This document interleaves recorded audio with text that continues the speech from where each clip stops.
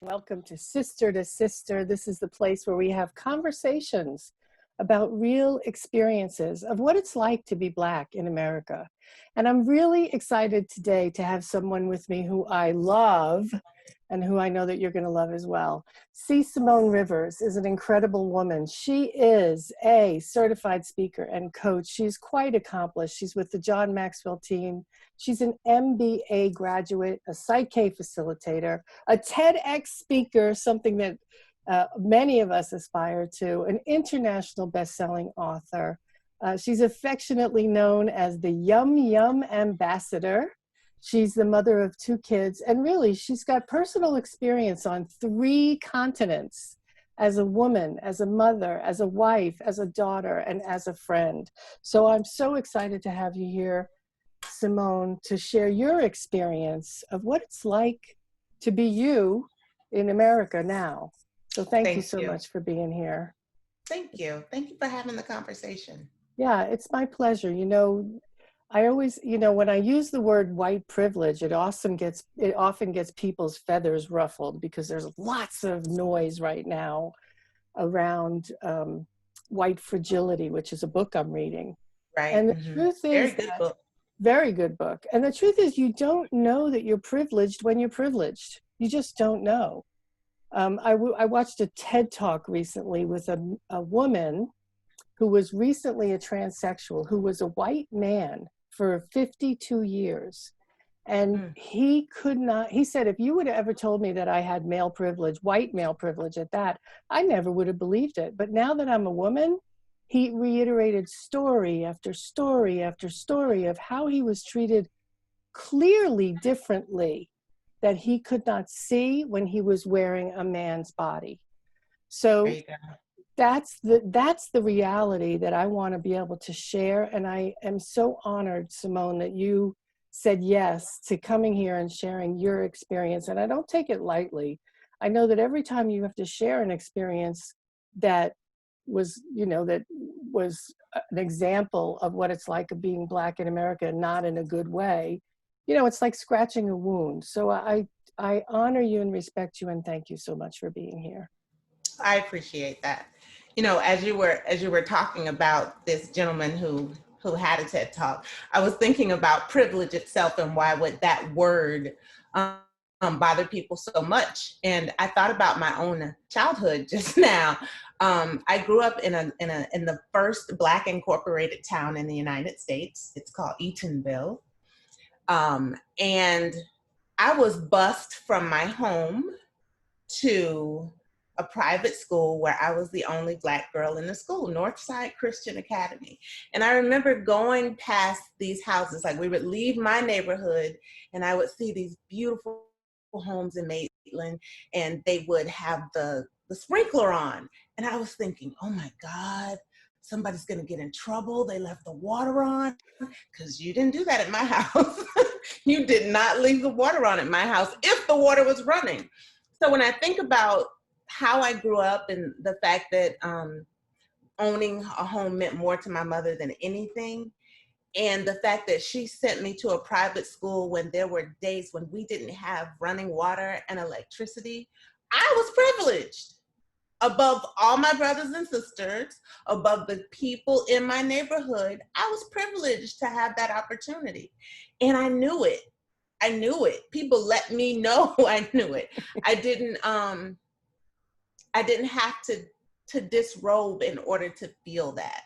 So the fact that there are people who have these experiences and they don't get that they are privileged, it baffles me. It baffles me. Yeah. Well, and that's the thing. You knew you were privileged because you could clearly see the difference.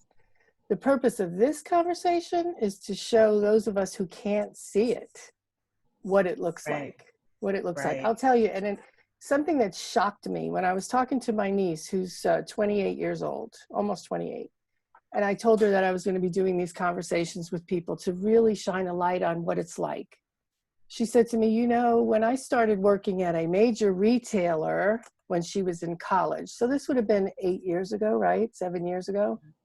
She said, what part of my training was the manager whispered to me almost, watch out when Black people come in, follow them and make sure they don't steal anything.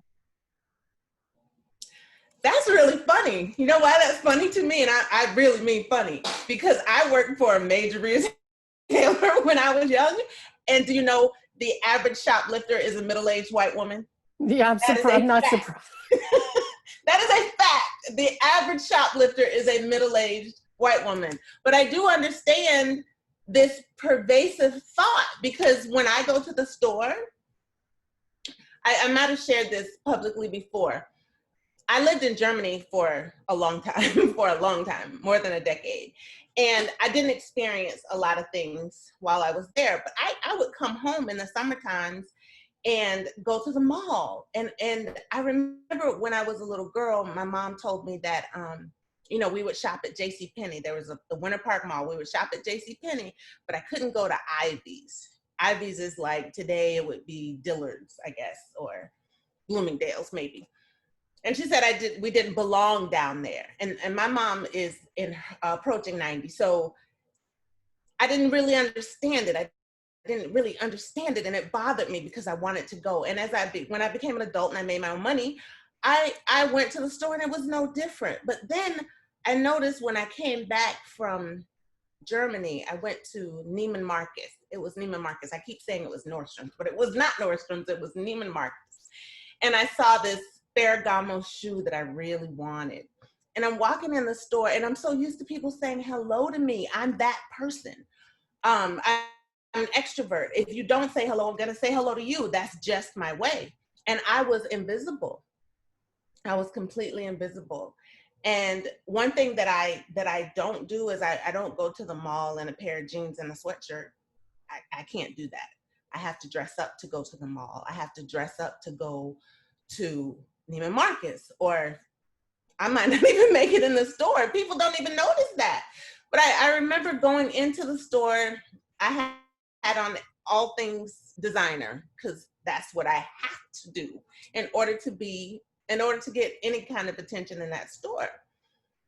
And still, I saw woman after woman of a lighter hue walk in the store. Hi, ma'am, how are you today? Can I help you?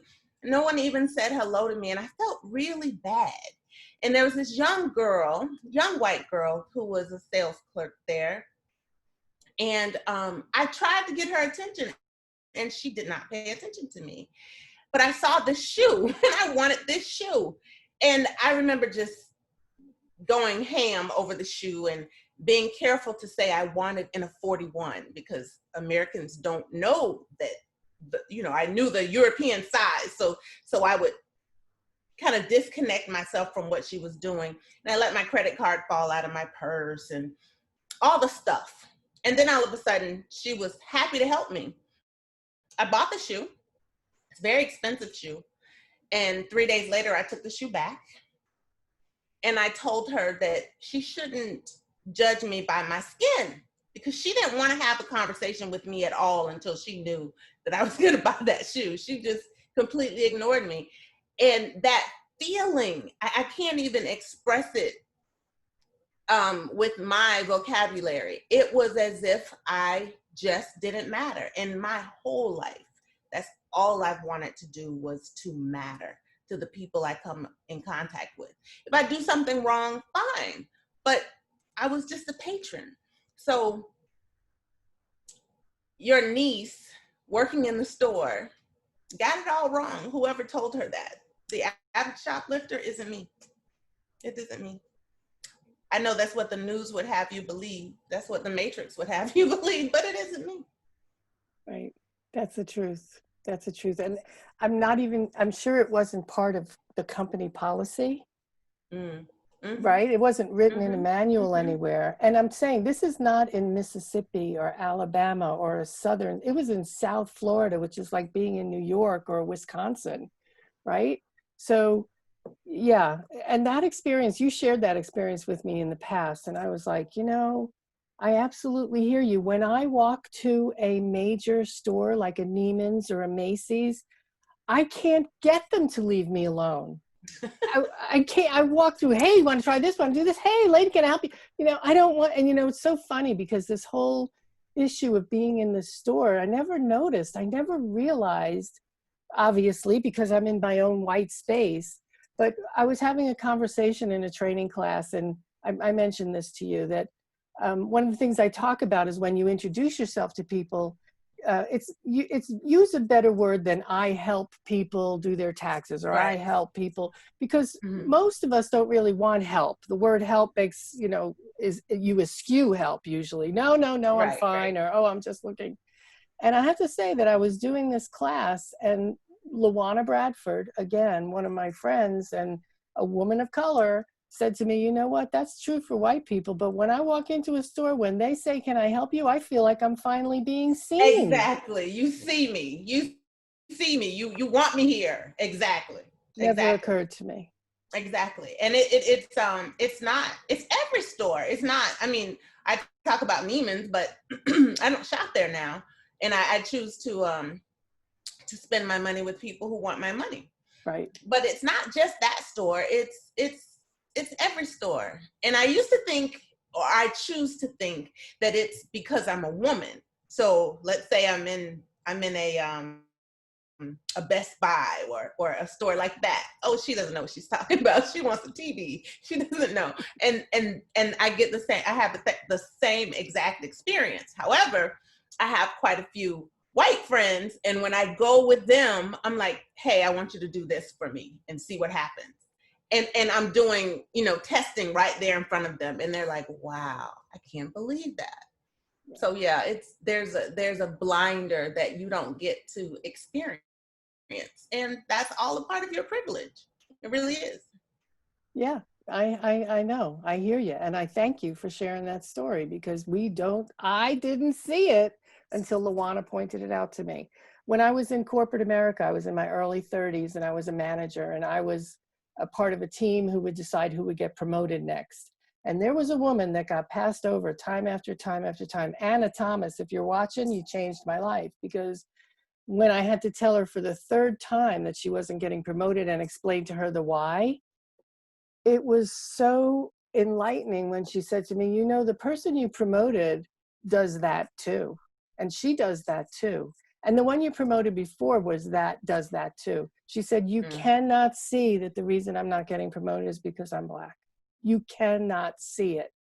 And I was like, I just took it on, right? I didn't hold on to my position that that's not true and there's no such thing. And I didn't hold on to that. And that's the thing here, is for those of you who are actually taking the time to watch this, I invite you to just let go of your position right now. And instead of telling me why it's not true and why it's not happening, just take it in. That's it. Just take it in. And that's what this series is about. My word, I choose a word every year to focus on for myself, and my word for the year is available. And one of the things that word has done for me is made me available to everybody's emotions. I don't have to take them on, but at least I can hear them. And that's what I appreciate about these conversations, because if you just put a wall up and don't even bother to listen, no change can happen. No change can possibly happen. But if you would just allow yourself to just hear my side of the story. You know, I was always taught I had to be 10 times better than anybody walking.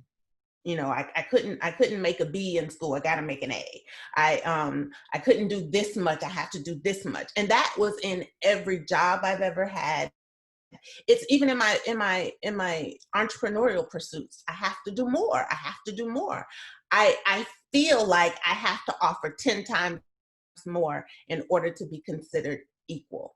And I remember as a young girl, I would hear people in my community say, my ice is just as cold as Mr. Charlie's. And Mr. Charlie was the white man up the street. And okay, I'm going to buy ice from this person, not this person, because it's not going to be as cold. So just being open to the conversation is when the change starts.